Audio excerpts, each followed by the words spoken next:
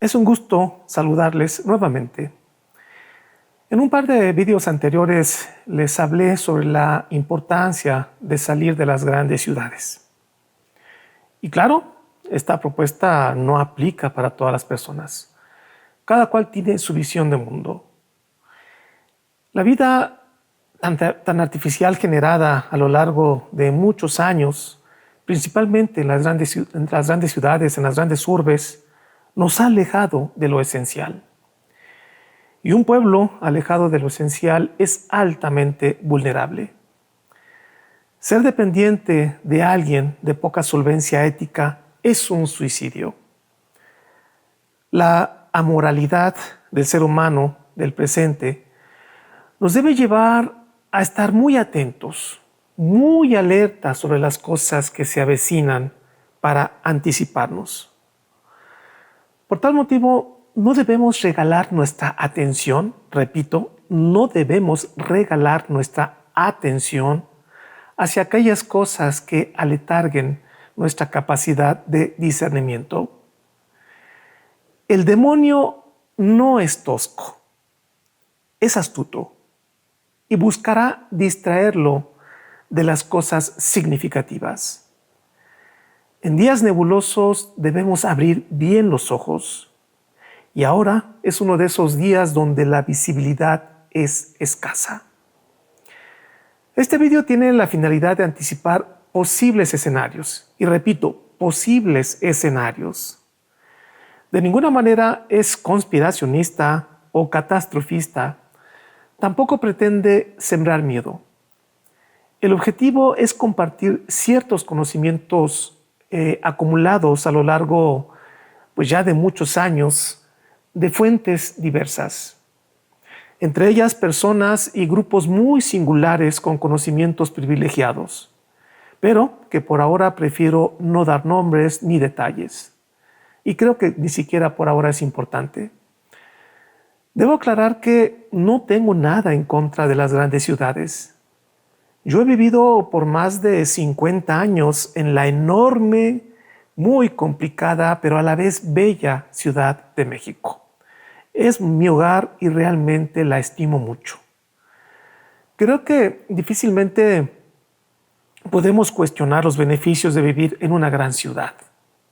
Enumerarlos sería interminable, pero en una ciudad se encuentra de todo, tanto a nivel científico, tecnológico, religioso, cultural, académico, comercial, filosófico y en general de conocimiento, etc. Hay muchísimas cosas. Aquí lo importante es destacar algo.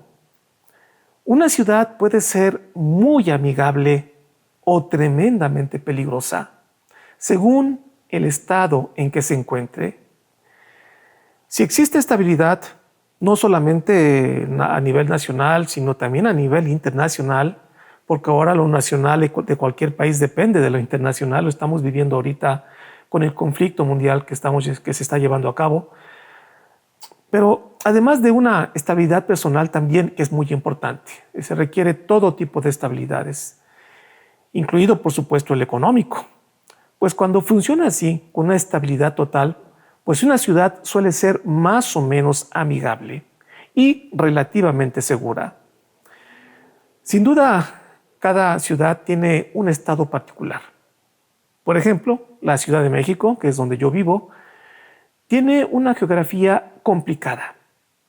Gran parte de ella fue parte de un enorme lago donde las culturas prehispánicas se instalaron y supieron aprovechar sus recursos y lograron una vida respetando su entorno natural.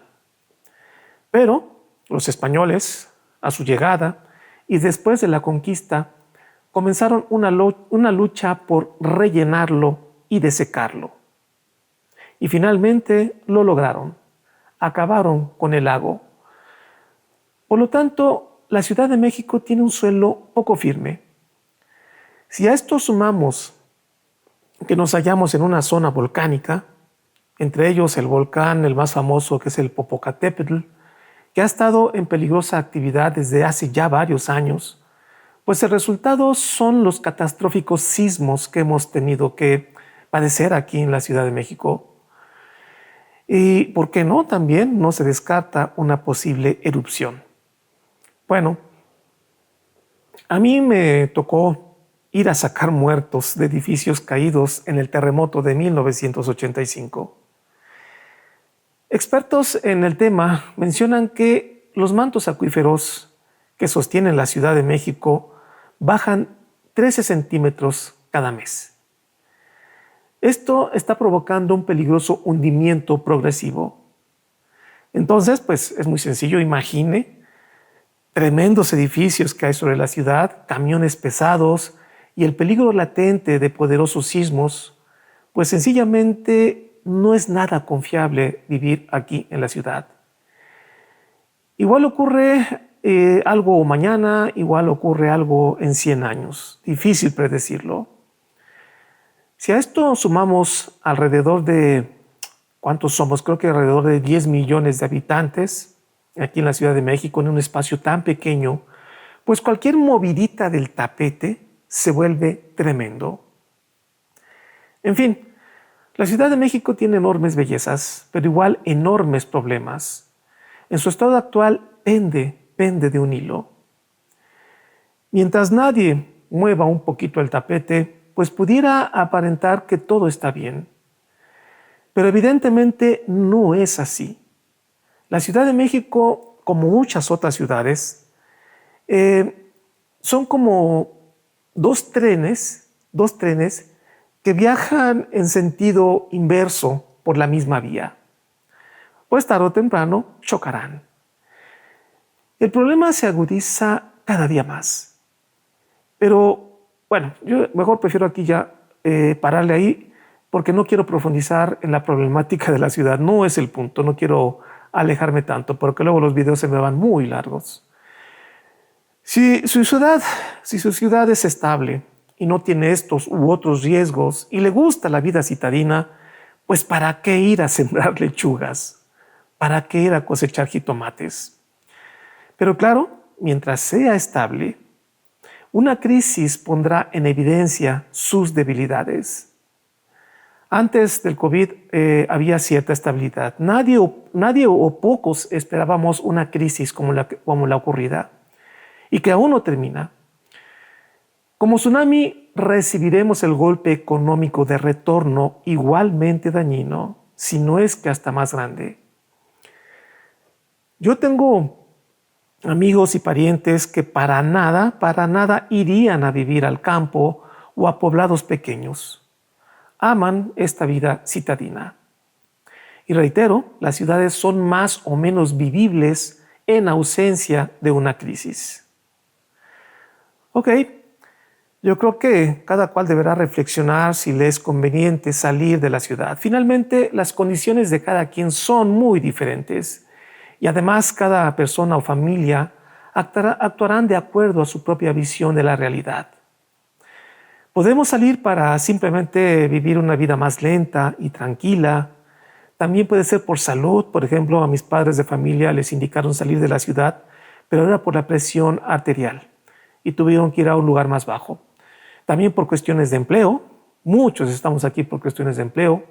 Por cansancio o a veces hasta hartazgo de vivir en lugares tan sofocados, con tanto ruido. Y también por seguridad ante posibles futuras crisis. Lo que puede ocurrir en las grandes ciudades puede ser apocalíptico. Y para esta conclusión no deberemos acudir a alguna profecía de algún famoso o a textos bíblicos o a cualquier otra fuente. Simplemente apele a la lógica. ¿Qué pasa cuando, por ejemplo, voy a poner un ejemplo, el tren o el metro subterráneo o subway, no sé cómo le llamen en su país, viaja atestado de personas, apretados como sardinas en lata, uno al lado del otro, dejando apenas espacio para respirar? Cuando eso ocurre, las personas se ponen de malas, hay empujones para lograr obtener un pequeño espacio, ya sea también para entrar o para salir, hay riñas, malos aromas, sudoraciones, faltas de respeto, etc. Si los que hemos viajado en metro en horas pico, pues lo sabemos bien. En México es muy común, en horas pico los vagones van atascados. A veces es imposible poder entrar. Es sencillo, tantas personas en un lugar tan reducido garantizan problemas. Igualmente ocurre en hogares donde viven varias familias que han excedido por mucho la capacidad de la casa, del hogar. Entonces el sanitario es insuficiente, los servicios como el gas, la electricidad o el agua se vuelven insuficientes, igual con la alimentación, las recámaras no alcanzan y las personas tienen que ubicarse en espacios no aptos para una vida digna, etc. A lo largo de mi vida he conocido familias así y es perfectamente normal que surjan conflictos o situaciones trágicas como accidentes de todo tipo. Vivir hacinados no es bueno para nadie.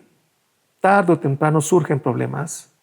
Ahora imagine que en un país con millones de habitantes, de pronto deja de haber suministro de alimentos, que de pronto no hay combustible para los autos o para todo lo que se requiera, o que deja de fluir electricidad o gas por los ductos, o peor aún, abre el grifo y no sale agua. O también imagine que al tener tal dependencia hacia los suministros básicos y no básicos, esté usted en manos de terceros, como los supermercados, como los Walmarts. Quizá algunos de estos centros comerciales tengan buenas intenciones y puedan aliarse en una crisis, pero sin duda otros corporativos comerciales tengan poco nivel ético.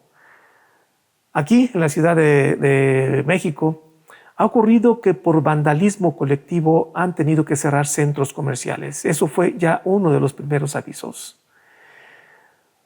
Usted conocerá a sus vecinos hasta que ellos no tengan agua y comida. Incluso usted, en una situación extrema, se conocerá a sí mismo. Todo puede ocurrir cuando no existan alimentos y agua. En fin, hay muchas razones para buscar lugares más seguros, espacios donde para vivir esté más en nuestras manos que en la de terceros desconocidos que nada harán para apoyarnos en caso de una crisis. Con esto no estoy diciendo que en una provincia o en el campo no existan problemas o riesgos. Por supuesto que los hay, y hay unos peligros muy grandes, que de esos por ahora prefiero no hablar. Los conozco muy bien. Les platico que yo practiqué el montañismo desde los 3 años. Mi papá ya me llevaba a la montaña, desde los 3 años me llevaba cargado. Y bueno, luego ya continué por mi cuenta, por supuesto. Y luego también el alpinismo. Y todo esto ha sido por más de 50 años. También estuve viviendo un año en provincia. Y pues conozco perfectamente bien los riesgos y las carencias fuera de las ciudades. Conozco muchas comunidades rurales, he pasado algunas temporadas ahí viviendo con ellos y sé de sus debilidades, de varias carencias y peligros. Por cierto, ¿usted vio la película de Canoa? Habla sobre este tema. Bueno, un aspecto nada más sobre este tema. Ya es una película ya con varios años. Creo que fue por ahí de los años 80 o 70, no sé, por ahí. Pero bueno, la provincia, las comunidades rurales o las ciudades tienen algo en común. La habitan los seres humanos. El delincuente hará de las suyas de donde se halle. No importa si es ciudad, provincia, en el campo, en una ranchería, en un pueblo, donde se encuentre. De ahí la importancia de saber cómo y hacia dónde emigrar. No es cuestión de azar y tampoco es fácil. Lo que nos debe quedar claro es que en una crisis fuerte, la tierra y no el asfalto será nuestro mejor aliado. Créame que esta conclusión la digo de forma rápida, pero ha sido una reflexión no solamente mía, de varias personas y algunos especializados en cuestiones de sobrevivencia y de otras cosas. No quiero entrar a detalles. Ha sido una conclusión de muchísimos años. Salir de la ciudad Ha sido uno de mis objetivos desde que yo era muy joven, pero por varios motivos no se ha dado. No obstante, siempre ha estado en la mente de mi familia y tenemos mucha planeación. En este video les presento algunas consideraciones a tomar en cuenta para buscar el lugar ideal. Solamente son algunas consideraciones. Estoy a poco tiempo, no sé todavía cuánto exactamente, de poderme salir de la ciudad. Pero he investigado por décadas qué cosas debemos tomar en cuenta. Salir de la ciudad ha sido prácticamente una orden venida de diversas fuentes. Algunas un tanto extrañas que finalmente tienen poca importancia mencionarlas. Por ahora, lo trascendental me parece que es el mensaje. Lo cierto es que ya sean fuentes científicas, filosóficas o espirituales, hasta ahorita todas coinciden en que lo más conveniente es salir de las grandes ciudades, lo cual desde luego implica tomar los riesgos y las transformaciones necesarias para vivir en espacios menos densos, totalmente diferentes y desde luego con menos servicios. Y por supuesto, asumiendo todos los riesgos que significa vivir en provincia o en comunidades rurales. Si por cualquiera de las razones que he mencionado, usted decide salir de la ciudad, pues habrá que contemplar varias cosas para elegir el espacio donde habremos de edificar nuestro futuro hogar. Idealmente es una acción que no debe tomarse estando, digamos, en plena crisis. Ir un paso adelante otorga beneficios. Ojalá esta crisis jamás llegue. Ojalá no llegue. Aunque ya el COVID fue una crisis, ya fue un adelanto. Pero ojalá esa crisis fuerte, aún más fuerte, que puede venir de diversas, digamos, líneas, que por ahora tampoco voy a precisar. Bueno, yo lo que espero es que podamos vivir una vida tranquila, sea en la ciudad o en pequeñas poblaciones, o por qué no, incluso en el campo. Ok, entonces, si usted busca dónde mudarse, les presento algunas consideraciones o sugerencias para elegir el mejor sitio posible. Bueno, pues el primer paso es, obviamente, tomar la decisión suficientemente meditada, que no sea producto de un impulso. Es importante que no sea producto de un impulso. Hay que reflexionarlo, hay que darle tiempo. Deberemos buscar un espacio con suficiente distancia de las grandes urbes. Suficiente distancia. Debemos mudarnos a pueblos pequeños o comunidades cercanas a pueblos pequeños. No aislarse. Repito, no aislarse. Esto es muy importante. No vivir en espacios solitarios. Tampoco en lugares alejados de poblados pequeños o medianos. Desde luego, la organización comunal es fundamental. Es importante identificar y entrar en contacto con él o los líderes del poblado o comunidad e integrarse lo más rápido posible y con mucho, pero mucho respeto a la dinámica social del poblado al de uno se pueda mudar. Es importante respetar la comunidad y entrar en contacto principalmente con los líderes, con todos, pero de inicio con los líderes. De acuerdo a una de las visualizaciones de uno de nuestros contactos, aislarse lejos de la civilización y vivir en solitario podría ser bastante grave, podría ser un grave error. Bueno, vamos a decir que esta fue la primera. Ahora, la segunda, y digamos que por lo tanto, deberemos buscar espacios donde podamos hacer comunidad con gente nativa del lugar. Esto es para intercambiar conocimientos, habilidades y en general para autoprotegerse y ayuda mutua. Debemos hacer amistades, identificar, esto es muy importante, identificar en quién o quiénes podemos confiar.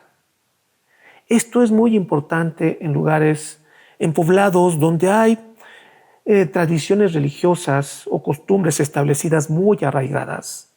Ahí hay que tener una sensibilidad para saber con quién podemos hacer ciertas amistades, porque hay riesgos bastante fuertes. Si usted ya es de la tercera edad, deberá buscar amistades jóvenes. Recuerde, la unión hace la fuerza. Bueno, el tercer punto es buscar espacios fértiles donde la agricultura sea viable y donde pueda florecer una granja. La cuarta, buscar espacios donde se tenga acceso al agua. Este es de los puntos más importantes. Debemos tener acceso al agua. Idealmente deben existir ríos o lagos relativamente cercanos. No vamos a estar al ladito de un río o de un lago porque es bastante peligroso. Por eso hablo de relativa distancia del lugar que elijamos. Y también, por supuesto, buscar espacios donde se pueda cavar un pozo, donde haya agua en el subsuelo, por lo cual habrá que realizar una gran investigación para conocer los mantos acuíferos y todo lo que sea relacionado para poder hacer un pozo, porque hay lugares donde son prohibidos. Quinto, ubicarse en zonas no sísmicas. Esto es importante, en zonas no sísmicas. Evitar también zonas volcánicas. En el CENAPRED, pues bueno, hay mapas donde indica cuáles son los lugares peligrosos, los lugares sísmicos en la República Mexicana, y me imagino que en cualquier país debe existir esa información. Número 6, evitar cañadas o espacios donde pueda haber deslaves o inundaciones. Número 7, ubicarse en lugares donde se pueda tener atención médica, sobre todo por aquellos que ya estamos cercanos a la tercera edad. Idealmente contar con un hospital, yo sé que no es fácil, que no esté al menos tan lejano, y con los medicamentos, por supuesto, los básicos. Número 8, contar con las herramientas básicas que no requieran energía y cosas para una defensa personal. Cuando digo que no requieran energía, digo, también podemos tener herramienta eléctrica, un taladro, sierras, caladoras, sierras para cortar árboles, etcétera. Pero también hay herramientas que no requieren energía porque en dado caso de una crisis vamos a perder la energía. Y hay muchas herramientas, yo conozco muchísimas, las he manejado, las conozco perfectamente bien y son una maravilla, no solamente porque uno ejercita el brazo, ejercita el cuerpo, sino además pues no depende uno de la electricidad. Bueno, no quiero entrar a detalles, todo esto habría que desglosarlo y sería un video demasiado largo, solamente estoy dando algunas pinceladas. Número 9, buscar lugares relativamente altos. En México es conveniente la altiplanicie. No mudarse a ninguna playa ni a lugares bajos. Alturas más o menos de unos 1500 metros son recomendables. Esto es por posibles elevaciones de los mares que han sido vaticinados por ciertos iniciados desde hace muchos años.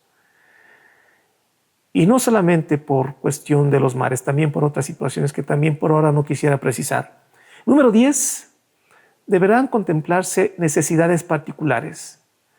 Dependiendo de nuestra situación, por ejemplo, aspectos que serían útiles o inútiles dependiendo de la situación del país. Solamente cito algunos ejemplos. Por ejemplo, contar con bancos o cajeros automáticos. Por ejemplo, los que ya están jubilados, pues necesiten cobrar su jubilación a un cajero automático. Entonces va a haber lugares donde no estén tan retirados, porque mientras no haya una crisis, pues hay que seguir cobrando la pensión o recibiendo algún dinero de algún familiar, etc. Y claro, si en una crisis, pues no habrá cajeros automáticos, por supuesto que no los habrá. Y ahí se requerían tomar otras medidas. Como les digo, esto es como para hacer muchos vídeos y desglosarlo de acuerdo a diversas situaciones, pero ahorita no es el punto. Disponer de conexión a Internet. Preferentemente hay que buscar conexiones vía satélite. Es importante contar con medios de comunicación, eso es fundamental. Y claro, Internet es ideal, pero en una crisis fuerte, si lo tenemos contratado con una empresa, pues será una de las cosas que perderemos primeramente. Bueno, por eso es que se recomienda el Internet vía satélite y hay varias opciones. Número 11, y digamos que para resumir, buscar un lugar donde nuestra vida corra el menos riesgo y donde la producción de alimentos y disposición de agua sean viables. En caso de una crisis planetaria extrema, habrá que tener un plan familiar y tomar medidas anticipadas, principalmente para dos cosas que son fundamentales, dos cosas. Una es la fundamental, la más básica de las necesidades que ha tenido el ser humano a lo largo de toda su historia, es defender a la familia. ¿Sí? Defender a la familia, es decir, sobrevivir. Y segundo, la segunda necesidad fundamental es la de garantizar la alimentación, obviamente también incluida el agua. Y bueno, dependiendo de la situación, habrá que contemplar infinidad de elementos muy variados como utensilios, muebles, herramientas de todo tipo, incluyendo herramientas que funcionen sin electricidad, como lo mencioné hace rato, etcétera. Todo aquello que se requiere para vivir, que son muchísimas cosas. En fin, la lista es interminable. Existen familias o grupos, les llaman los preparacionistas o los preppers. Hay muchísimos, véalos en YouTube, algunos son muy vaciados, que se preparan para una crisis mundial y han tomado infinidad de medidas y viven equipados con todo tipo de cosas para sobrevivir en caso de una crisis extrema. En mi caso, yo no quisiera llegar tan lejos, pero como ya lo he mencionado, cada quien sabe cómo se organiza para proteger a la familia, con o sin crisis, porque actualmente sin esa crisis extrema hay muchísimos riesgos. Y no lo olvide, emigrar al campo o a poblados pequeños no significa necesariamente renunciar a las conquistas sociales ganadas a lo largo de siglos. Al menos esta propuesta no es la de aislarse, repito, no es la de aislarse, no es la de renunciar a las conquistas hechas por el ser humano. No es volverse un ermitaño haraposo, no para nada. Cada familia deberá buscar los mecanismos para preservar el conocimiento y la cultura. Cosas como los libros, revistas científicas y culturales, una radio, por ejemplo, o el acceso a Internet son fundamentales. No obstante, en una crisis fuerte, de lo primero que careceremos será de energía eléctrica. No se trata de abandonar su profesión. Usted puede ser empresario, ingeniero, comerciante, empleado bancario, etc.